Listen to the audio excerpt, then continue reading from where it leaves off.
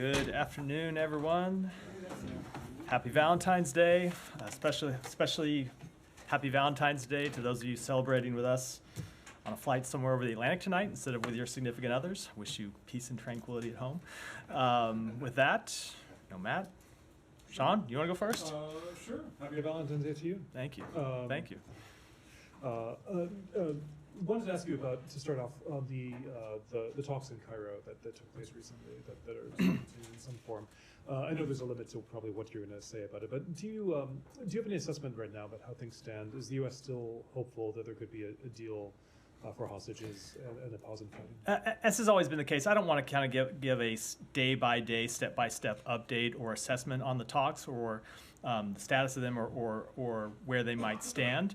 But we continue to believe that it is possible to achieve a deal. We continue to believe it's in the national security interests of the United States to achieve a deal, and we believe it's in the interest of both Israel and, of course, the Palestinian people. So we will continue to work to try and achieve an agreement that would not just secure the release of hostages, but, of course, allow a pause that would enable the delivery of humanitarian assistance that would alleviate the suffering on the ground in Gaza. Sure. Not to jump around too quickly, but I was wondering if you could comment on today's developments in Lebanon. There's some strikes there from the Israeli side in particular. How dangerous is the situation in Lebanon? Do you have any reaction in particular to the use of force?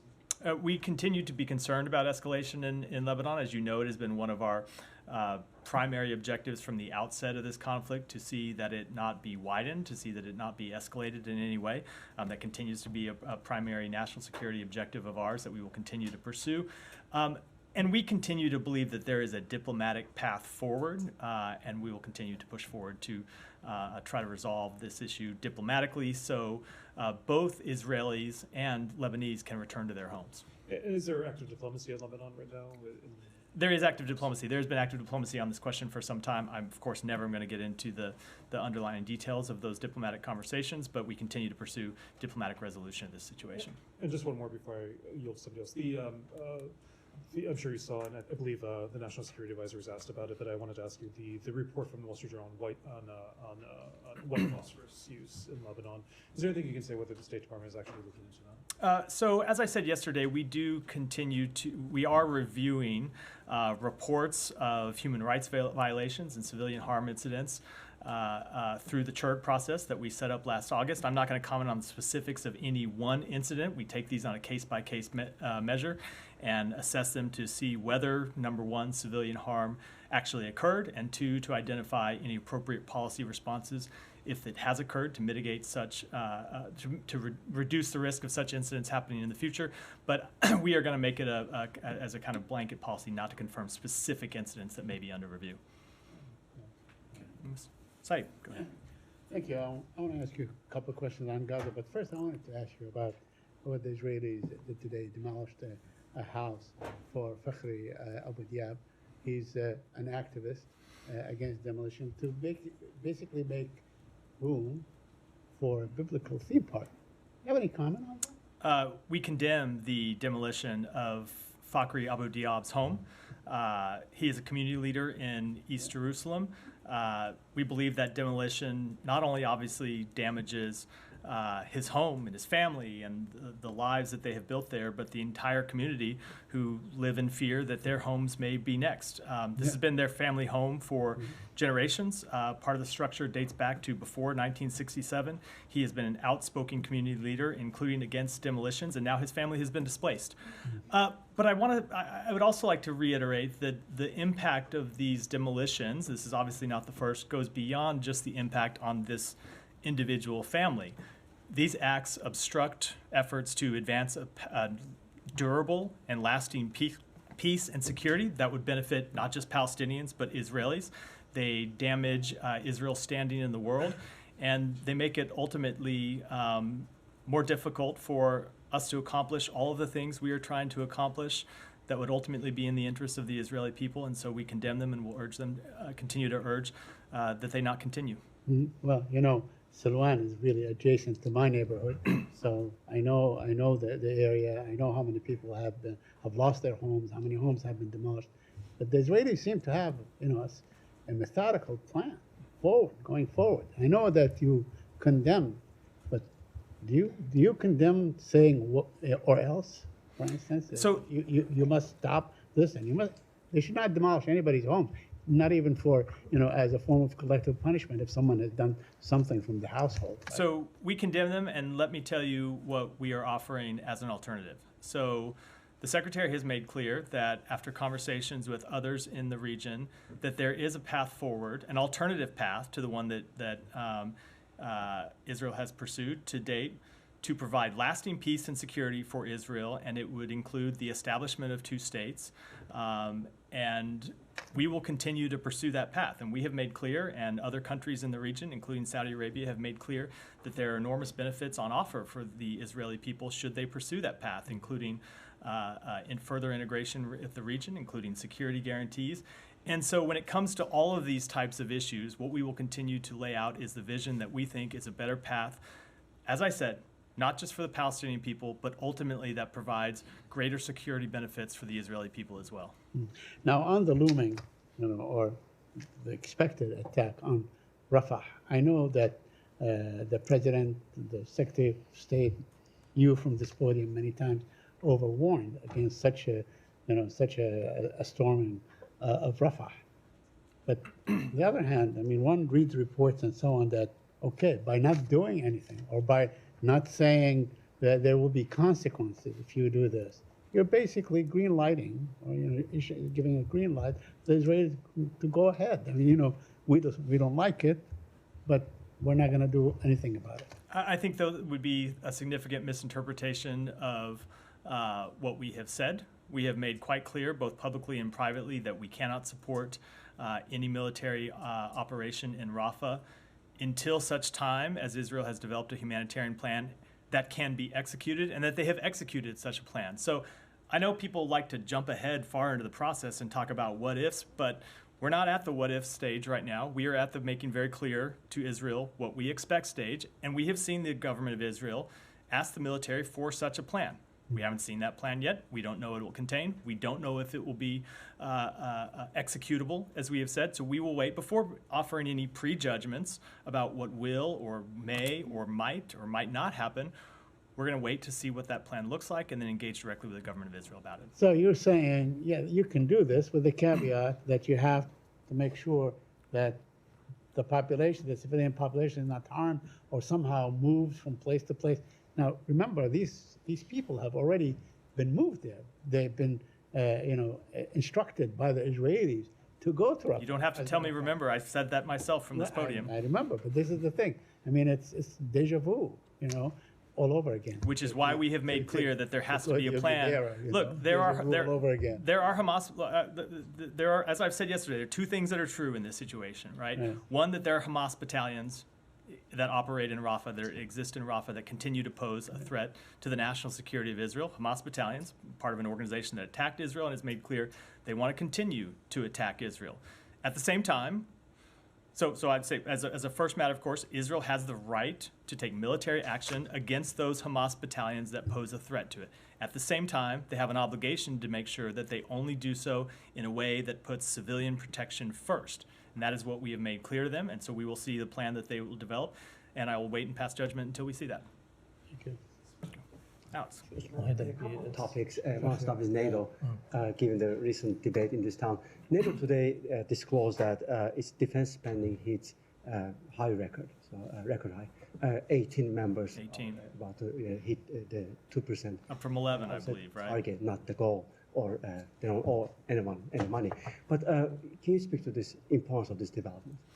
We think it's incredibly important. So look, we have made clear that there are targets that NATO countries have agreed to, that they would spend 2% of their budgets on national security. We have made clear that we expect countries to meet that target. There is often this misnomer that countries pay money to the U.S. and they're in arrears. That, of course, is not factually the case. That's not factually how it works, but there are defense spending targets that they're supposed to meet. And as the Secretary General announced today, a record number of those countries are now meeting those targets, 18, almost 2/3 of the alliance.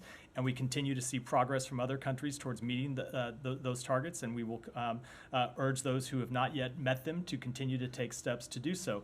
But again, as I said earlier this week, NATO is an alliance that the American people derive tremendous benefit from, provides some tremendous security to the United States, and that's why we have seen durable, long-lasting, widespread support, not just in Congress, not just from leaders in Congress, but also from the American people, and we expect that to continue.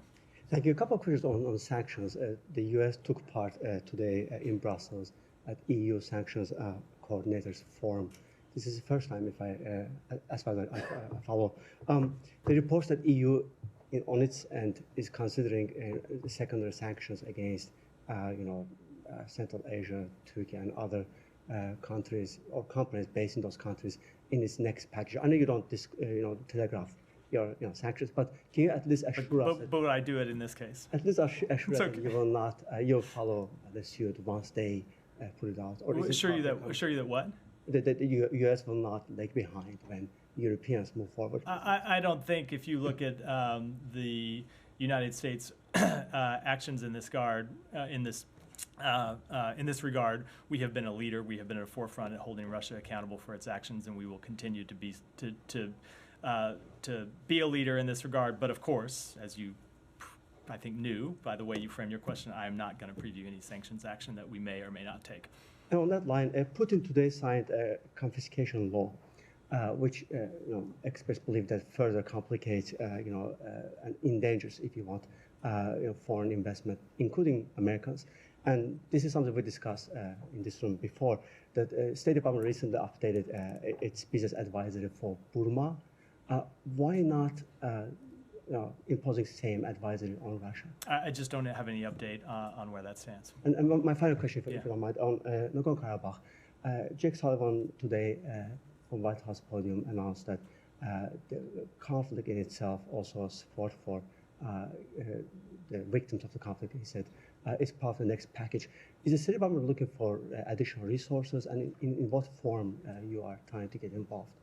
Additional resources in what regard? In the next package, he mentioned that the Congress should support supplemental because it also covers, among other conflicts, he mentioned Nagorno-Karabakh. So what additional resources you are seeking right now? So there are additional resources that were in the supplemental request for humanitarian assistance. I didn't see all of the National Security Advisor's remarks. I believe that's what he was referring to, or I suspect, I should say, that's what he was referring to. But there was humanitarian assistance contained in the supplemental request that we put forward, and in the bill that was passed the Senate that could be used by the United States for humanitarian response to conflicts all around the world. Any update from you about additional efforts that U.S. wants to bring together the sides and to discuss the conflict? Anything about the next couple of days, weeks? I do not have any schedule announcements for you. I know what you're getting at, but I'm not going to bite, Alex. I want to go back to the Lebanese-Israeli border, if you don't mind. It's clear now that Hezbollah announced a few days ago, or a couple of days ago, that his war activities or military activities or engagement in this conflict is linked to the war and military activities in Gaza. If there is a humanitarian pause, he will pause. If there is end of the war, he will end his activities. Is it the same diplomatic approach you're applying to this conflict in the northern border, or you are trying to push Lebanon to distance itself from the conflict, regardless of what happens? We have had specific diplomatic engagements related to the situation at Israel's northern border and to resolving that situation diplomatically beyond the efforts to secure a humanitarian pause. Now, that said, of course, it is our assessment that achieving a humanitarian pause and an agreement to secure the release of hostages would help with the risk of escalation and might help lessen the risk of escalation. That's one of the many reasons why we continue to pursue such an arrangement. Thank you. Okay. You touched on this yesterday, but with the Secretary heading to Munich with European security and the war in Ukraine, a focus. Does he find himself in a difficult negotiating position with foreign aid stalled in the House? And how does he plan to address this? And how confident are you that the aid will make its way through? So it's not really a question of a negotiating position. I will say that when it comes to our European partners, they have stepped up and made contributions to Ukraine. I don't believe because the United States has made contributions to Ukraine's defense, but because they see it in their own independent national security interests, and they have made their own assessments that it is the right thing to do, both on the merits and that it is in the interests of their particular countries. So it's not a question of the United States needing to negotiate with these countries, though we of course always are encouraging countries to do more if they can do more. But that said, we very much do want to see Congress act as quickly as possible to pass the supplemental. As you heard the president say yesterday, it's not just in the interest of Ukraine, but as I said, it's in the interest of European countries. It's in the interest of the United States, we believe, to do so. A lot of that money is spent here, helps develop the manufacturing base here in the United States. And so we will continue to push for the passage of the supplemental bill. And ultimately, we think, as the president said, the world is watching. And certainly, I'm sure that when we are in Munich, we will hear directly from foreign leaders that they are watching very much what Congress does. We know the Ukrainian people are watching. And as the president said, history is watching as well. Go ahead. Yes, it's on Pakistan elections. Thank you. How is U.S. State Department tackling the pressure from some of the U.S. lawmakers who are asking the State Department not to accept the results of Pakistan election until and unless thoroughly allegations of rigging are investigated? So we have called for those allegations to be investigated. We think that's appropriate step to take. That is our response to questions of irregularities, not just in Pakistan, but when we see them anywhere in the world. We think that they're thoroughly investigated and resolved, and so that we will continue to call for that. But at the same time, it's clear that the elections in Pakistan were competitive, and we look forward to working with the government once it's formed that the people of Pakistan elected. Oh, yeah, Sean, go ahead, and then I'll come back. Sure. Just on that, I mean, of course, as you've probably seen, that there's a coalition being formed in Pakistan that doesn't include Imran Khan's party. I know you're probably loath to talk about the details of Pakistani politics, but you've noticed. But I want to try anyway. To be fair, loath to talk about the internal details of politics in any country, but. Sure. But can I just ask you if the U.S. has an assessment on this, whether this is in keeping with democratic principles to have the largest winner being excluded from the emerging coalition? Look, that is ultimately an internal matter. You see this in a number of countries that have parliamentary systems of government where no country has, where no party has established a majority. You see the kind of coalitions that are formed. Ultimately, that's not a decision for the United States to make. It's a decision for Pakistan to make. Sure. I promised her I would come to her next, so. In fact, I was calling on her before Sean interrupted, so anyway. Sorry. And now I interrupted you, so I apologize for that. Go ahead. The Foreign Policy magazine published an investigative report last week which shows that a former drug trafficker, Mr. Bashir Noorzai, who was serving a lifetime prison here in the United States, but was later released to the Taliban in exchange for one U.S. citizen, now started to working closely with the China in the mineral contract and doing money laundering for Taliban. What's your reaction to Chinese for this kind of partnership with this former drug trafficker? I have not seen that report. Let me take it back and get you a comment on it.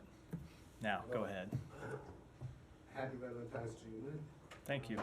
My next couple of questions are in the backdrop of former U.S. Ambassador, Mr. Ryan Crocker, who I believe served with both the Republicans and Democrats, so very well-respected diplomat. Yesterday, while speaking to Voice of America, he said that the Biden administration policy towards Afghanistan is not good, and he said not much importance has been given to the country, plus the education part has been neglected by the government. In the backdrop of all this, I want to ask you, now when the PTI government is in a province which is right next to Afghanistan, is my assessment correct that in coming days we are going to see Taliban further increasing as far as their strength is concerned, or no? So I do not want to make any predictions based on about what may happen in the future. nor get into a question involving an internal political party in Pakistan. But with respect to our policy in Afghanistan, I think you heard me speak to this yesterday. We have been been quite clear about our policy as it regards to Pakistan, including through the adoption of a UN Security Council resolution just in December. And Go ahead. just You want one follow-up? Go ahead. please. There are quite a few citizens, U.S. citizens right now on social media who criticize the Pakistan serving military generals, army chiefs. They curse at them. I try to get a reaction from Global Engagement Center. What do you, as a State Department official, is it fair that the social media influencers just curse around at serving military? Does that not affect the government relationship with each other? I think if I started trying to comment on the random postings of citizens on social media, I would be up here for the rest of the day and probably the rest of the week. So I'm going to pass. Go ahead. Thanks, Matthew. House Intelligence Committee Chairman Mike Turner said that there's information that's been made to members of Congress regarding a serious national security threat. Is the State Department aware about this? And you're probably going to say no, but what do you know? What is the threat? So the National Security Advisor did just speak to this, and as he said, he has scheduled a meeting with Chairman Turner and other members of the House leadership, and it's not appropriate to speak to the matter any further from in a public setting, and so I will leave it at that for now. And following up on a question I asked yesterday regarding Ahmed Tamimi, who's a terrorist wanted by the United States, did Secretary Blinken bring up that case in his meeting yesterday with King Abdullah? I don't have any further readouts other than what we issued publicly. And then finally, the House CCP Select Committee issued a report stating that some U.S. venture capital firms invested $3 billion into critical tech companies in China, some with ties to PLA and involved in genocide. What's your reaction to that? And has the Biden administration taken actions in the past to curb investments going into China, and does more need to be done? I have not seen that report, so I do not want to comment on the details of the report. But of course, there are U.S. statutes that prohibit the U.S. companies from doing business with companies that are engaged in genocide. And in addition to that, on a separate note, I will say that the U.S. has opposed a number of investment restrictions as it relates to China. Geeta, go ahead. Thank you. Thank you. Matt, 2 natural gas pipelines blew up in Iran today, and the officials have called it a sabotage work. I was wondering if the Biden administration has any theory of its own on the cause of these explosions. I've seen the reports, and I just don't have any comment on them. When earlier, one of the proxy groups of Iran attacked Tower 22 in Jordan, which led to the killing of 3 American servicemen, the Biden administration said that they were going to retaliate. Is it safe to assume that the retaliation will only be military or otherwise? I don't want to speak to that. We have made clear that some of our responses would be seen and some would be unseen, and I think I'll leave it at that. Yeah. Go ahead. Thank you very much.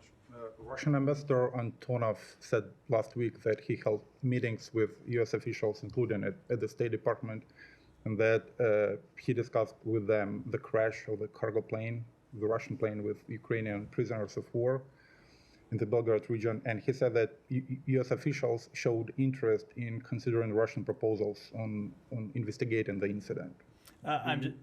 Sorry, go ahead. Can you confirm that the U.S. is ready to investigate the incident? I cannot. I'm not aware of those meetings or able to comment on them in any regard. We obviously have an embassy in Moscow that does at time engage with the Russian government, but I don't have any readout of those meetings. One more question on the same issue. Vedant said last week that the U.S. doesn't consider Russian claims about the incident as credible. At the same time, the New York Times reported last week that some U.S. officials admit that it was Ukraine that shut down the plane using a Patriot missile system. I seldom want to comment on claims made anonymously in any outlet, but we continue to engage with the Ukrainian government about this question. We've seen their public comments, and we engage with them privately about it as well. Go ahead. During the hostage negotiations, we see there is some obstacles. From your perspectives, which party is like more flexible for making these deals happen, like Hamas or Israel? Because what we see in the media, that like Hamas submitted a full proposal, but like we see Netanyahu is kind of a stubborn guy somehow. How do you assess this? And the like last question related to the Rafah. We see many protests in like Karm Abu Salim border, like Israeli people preventing many aids to get in Rafah from their side. What is the action that you can take to facilitate this? Like, are we going to put some sanction? Like, what real effort that you do to convince the Israeli government to like let this protest stop and let this humanitarian aid get in the Rafah? So with respect to the first one, I think the only way I'll answer that is that in the response that you saw come back from Hamas to the proposal that was put forward by the government of Israel and other countries, you saw a number of issues that were obvious non-starters. For example, the status of Al-Aqsa is not going to be resolved in a negotiation over hostages, and I will leave it at that. With respect to the second question, I will say we have seen the government of Israel take steps to keep Kerem Shalom open. They've declared the area around Kerem Shalom a military zone. The IDF has moved forces in to police that crossing to ensure that it can stay open. So much needed humanitarian assistance, including humanitarian assistance that was supplied by the United States, can continue to flow into Rafah, and we think that's important to do it. It is extremely unfortunate that at times that crossing has been blocked. We have engaged with the Israeli government and made clear that it is the position of the United States that it ought to be that it ought to remain open, and they ought to take whatever steps they can to make sure that it remains open. And we're glad that they have taken those steps. Go. I'll come to you next, Saeed. Thank you. Good afternoon, sir. I have a couple questions on Gaza. It's been over 2 weeks since Israeli forces attacked Hind al-Rajab's family, killing her aunt, uncle, and cousins, leaving her trapped alone in her vehicle. We heard her pleas to the Red Crescent Society. 2 medics were sent, all to be blown up allegedly by Israeli forces. I wanted to ask about the status of the inquiry into this, just because it seems if the Israeli government, which seemingly does have a pretty sophisticated operation, is prioritizing this, they don't already know which soldiers to interview, for instance. They have Red Crescent calls, timestamps, the location of the Red Crescent staff to, question and rely on. Plenty of material to figure out who exactly to inquire with and to figure out who to hold accountable. So I want to first ask about the status of this investigation. Sure. So I think that question is appropriately directed to the government of Israel. I will say on behalf of the United States, we have made clear to them that we want that incident to be investigated. They have told us they are investigating it. It's our understanding that investigation is not yet complete. Should direct questions to them about where it stands, but we want to see it completed as soon as possible. And as I said from this podium several days ago, if accountability is appropriate, we want to see accountability put in place. I'm going to follow up to that before the second one. Was just similarly with regards to Al Jazeera cameraman Samir Abu Daqqa being left to bleed out, while Israeli forces reportedly stalled medics from reaching him. I know that previously you have said there's investigations into that. Is there any updates on? I don't have any update on that. Again, we press the government of Israel on these matters, and at times I'm able to comment on specific incidents from here where we've gotten answers, but ultimately those are questions better directed to the government of Israel. Thank you. Okay, and then the last question. As you said repeatedly, the U.S. chose to be cautious as it suspended funding to UNRWA for allegations that 12 of its 30,000-person staff, may have been involved in the atrocities on October 7th. And as you described yesterday, that's kind of standard U.S. policy to have this type of caution with all sorts of entities. But, as our colleagues have asked you over the past few months, there have been broad and specific human rights violations that we've been concerned about, human attacks against hospitals and churches, targeting people with white flags, both Israeli hostages and Palestinians, torturing Palestinians, and now, of course, this attack on Hind Rajab's family and then leaving her to die horribly. And so I'm wondering, on all this, you've said we're looking into it and Israel is investigating, but in each of these cases, the U.S. doesn't seem to be as cautious with its money and support as it is with UNRWA. It's to the point that the ICJ and the U.S. court both say Israel may be plausibly committing genocide. Still, U.S. money is coming, while the U.S. shut off UNRWA funding immediately. So I'm just wondering if you could explain that sort of difference. Let me say there is, I think, a false equivalency embedded in that question between members of a terrorist organization who went out and intentionally killed innocent civilians Right, That is right. that is the difference. When you have members of Hamas who participated in October 7th, according to the allegations made by the government of Israel, that I should say UNRWA itself found credible. Those are allegations that UNRWA found credible of people intentionally participating in a terrorist action to murder civilians. That is different than a military campaign conducted in an environment where that terrorist organization hides behind human shields. And so we will continue to engage with the government of Israel about how to minimize civilian casualties. There have been far too many over the course of this campaign, and how to prevent civilians from being killed. But I think they are very different matters for the reasons I just articulated. Just a follow-up, Channel. Let me, Said, go ahead. So I'm going to have to wrap in a minute to go to a meeting. So. Secretary Anthony Blinken yesterday spoke about hostile diplomacy and as an international security threat and so on. I want to ask you, the Israelis have arrested roughly 5,000 Palestinians from the West Bank, not in Gaza, from the West Bank. Almost none of them have been charged with anything since October, and no charges. What do you call this? I mean, they come in the middle of the night, they take young men and women and so on. Many are children, as a matter of fact, 12, 13, 14 years old and so on. Isn't this really something that a government in this case, leveraging the taking of people, incarcerating them without any charges, or maybe a future kind of a bargaining? So I'll say two things about that. Number one, that we want to see due process for those individuals, as we want to see for anyone. And number two, we will continue to encourage Israel not to take any steps that can increase tensions in the West Bank. Let me go to Ksenia, and then I'll come back to you. Then I got to wrap because I do have a meeting. Sorry to quick wrap today. Go ahead, Ksenia. So we say in this room that the words of the United States matter. But despite this, Prime Minister of Kosovo, Albin Kurti, has not been responding to the words, as you're aware, of the United States to suspend his decisions, unilateral decisions, immediately. You had even James O'Brien going on the record yesterday, sending a message to Kosovo. It's happening.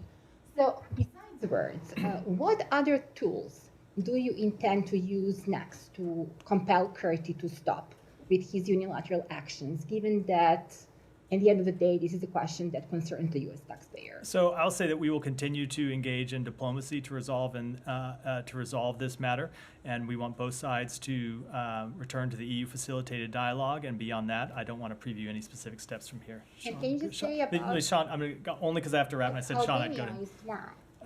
What's that? Albania is tomorrow. I just want to ask, if Secretary Blinken in Albania is going to talk to Prime Minister Edi Rama about Kosovo issues. So let me just say, to compel him to reason with her. Whatever the Secretary is going to say to the Prime Minister, I think I'll wait and let him say it privately to them. He does have a press conference in Albania afterwards where he'll talk about that meeting. So please tune into that. Sean, go ahead, and then I do. Follow up on a statement that you had earlier on the elections in Indonesia. Yeah. I know it's quite general. I know in line with what we said about Pakistan, you're not getting ahead of who is taking power. But Subianto has claimed victory in this. Of course, as you know, until recently, he was barred from entering the United States on human rights grounds. I mean, that's been resolved since. But do you think that there's any lingering issue on human rights regarding a Subianto presidency? So you're right. We did say we would wait for the results to come in. It does appear that he's received the most votes, but I don't want to get ahead of the process that still needs to unfold, the official process in Indonesia.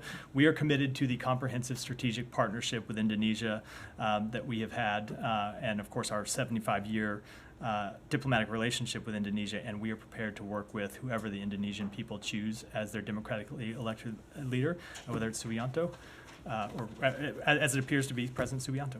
Just very quickly, the other statement that you had on the call with the Algerian foreign minister, do you know if there was discussion about the Security Council resolution that the Algerians are putting forward about a ceasefire? Did the secretary say it's not a good idea or some other message? I don't want to get into the private conversation other than what we already included in the readout. With that, sorry for the quick wrap, but I do have to go, so wrap for today. Thanks, everyone.